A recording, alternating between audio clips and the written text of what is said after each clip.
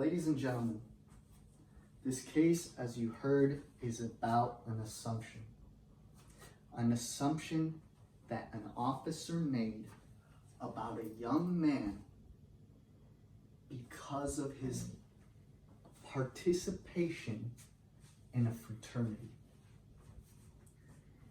This officer was blinded by his distaste for the Greek life, that he failed to take reasonable measures into consideration when investigating the scene and talking to the defendant and writing his report and arresting my client. For you to find the defendant guilty, the judge will ask you and inform you that you have to find the defendant guilty beyond a reasonable doubt.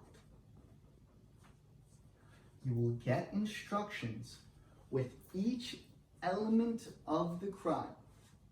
Now, when I'm talking about elements, I'm talking about each part of the crime that has to be proven by the prosecution in this case in order for you to find the defendant guilty. Now, what is a reasonable doubt? A reasonable doubt is not fantasy, it's not imagination, it's an actual doubt that reasonable people would have based on the evidence in this case. I want you to focus on the evidence, or in fact, the lack thereof, and the terrible job that the officers did in this case in investigating the scene. I want to walk you through those elements now. The first offense that the defendant's charged with is driving while under the influence. As you can see, this offense has two elements. The first element of the offense that the prosecution has to prove beyond any reasonable doubt is that the defendant operated a motor vehicle. There's no question to it. We'll give that to the prosecution. Everyone in this case agrees. The defendant agrees. His passenger agrees. The witnesses agree. The officer agrees. The prosecution agrees. And we agree that the defendant was operating his vehicle on the night in question and in the place in question. However, what we disagree on is that the defendant was under the influence, that he was intoxicated while driving that motor vehicle. That intoxicant that you have to find that the defendant was under the influence of, in this case, is alcohol. The officer, as you heard earlier, made his investigation, but he made assumptions when investigating the scene. He assumed that the defendant was guilty because of his eyes, but lacked any real reason or lacked any actual belief that perhaps that was caused by something else. He didn't even take reasonable steps to figure out why his eyes were bloodshot. A simple question could have answered that. The defendant, as you heard the witnesses say and testify to under oath, was up for 3 days with only 3 to 4 hours within a 72-hour span. Just imagine staying awake, not because he was partying all the time. Actually, he stayed awake his first night because he wanted to do well on his exam, which he actually left the exam feeling great about. You heard the witness, the passenger in the vehicle, tell you that he called her and told her that he thought he got an A. That's why he was up. The defendant is a good person. And the officer in this case failed to investigate. His bloodshot eyes, as you heard, were because of his lack of sleep. You also heard the defense present today that the reason the defendant failed the sobriety test in this case wasn't because he was intoxicated. It's because he was wearing flip-flops. When we take a look at the actual test that the defendant participated in, you heard that he walked 9 steps heel to toe before even stopping or having any imbalance. The part the defendant fell on was the turn on a gravel street, as you heard. It's because he was in flip-flops and his heel wasn't attached to the shoe that when he turned the 180 degrees, as the officer requested, he fell over. When the officer asked him to stand on 1 foot and count 1 1,000, 2 1,000, 3 1,000, the defendant was able to stand on 1 foot for up to 25 seconds.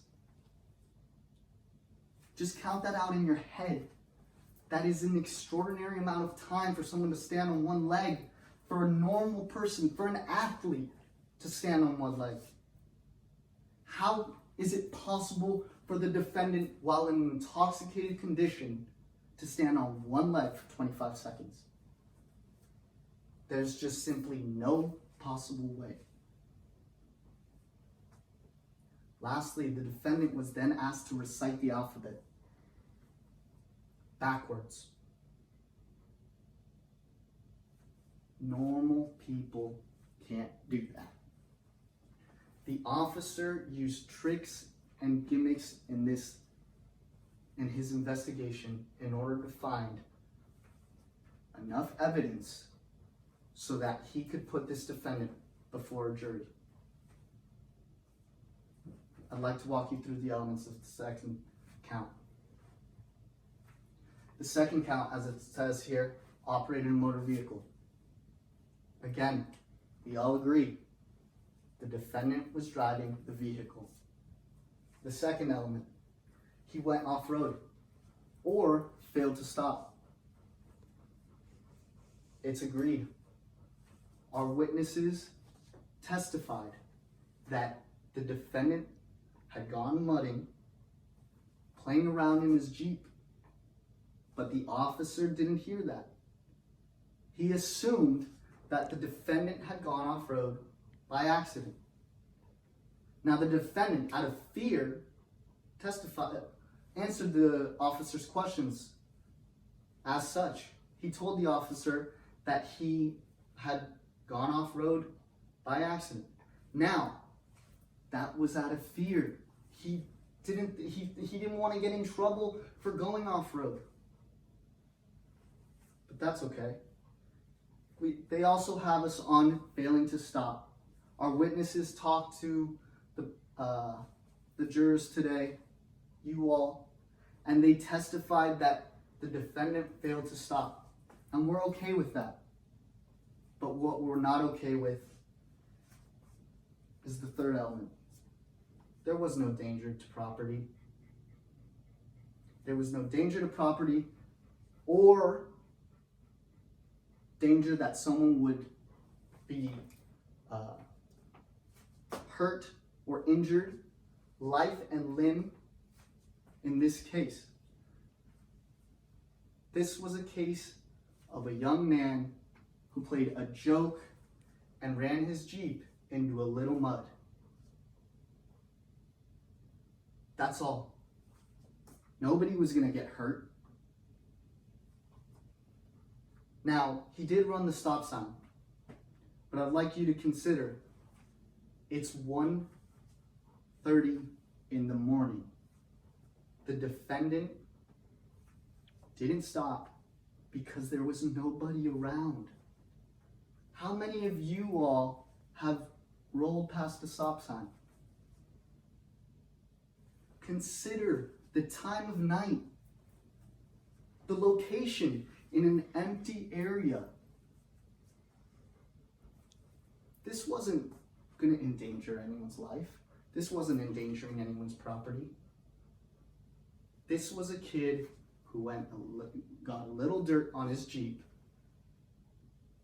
and then rolled through a stop sign. The last element of this offense that you have to find beyond a reasonable doubt is that the defendant did it carelessly or imprudently. Now, the defendant in this case simply did not do it carelessly. The passenger in the Jeep at the time was his girlfriend. Why would he endanger her life like that? The defendant is used to going muddy. He knew exactly what he was doing. He wasn't endangering anyone's life. He wasn't careless or imprudent. He knew what he was doing when he was driving his Jeep. This is a culpability element, which means the defendant has to have thought carelessly about the consequences of his actions. But he simply did not do that in this case. There was no danger, and the defendant knew it. I want to take a look at some of the evidence, though.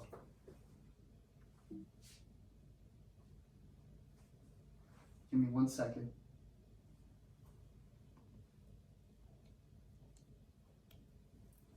This is the map that the officer drew on the morning that he wrote up his report about the incident. This right here is the dirt path that the defendant had gone off-roading in. These are the tire tracks that he left in the dirt. This is an empty area only leading to the president's house. Nobody was in danger of getting hurt in this case. It's in the officer's report. This is an empty area, a parking lot back here. All this space, this is the stop sign the defendant ran. All this space is empty. It is dead of night. Nobody was in danger in this case. This case is about an assumption that the officer made. I ask you, when you all go back and deliberate this case, question whether the prosecution has proved each of these elements that we have run through and the evidence that is in support of these elements, if they have proved it beyond a reasonable doubt. If you, as a reasonable person, have a doubt in this case, then you must find the defendant innocent. Thank you.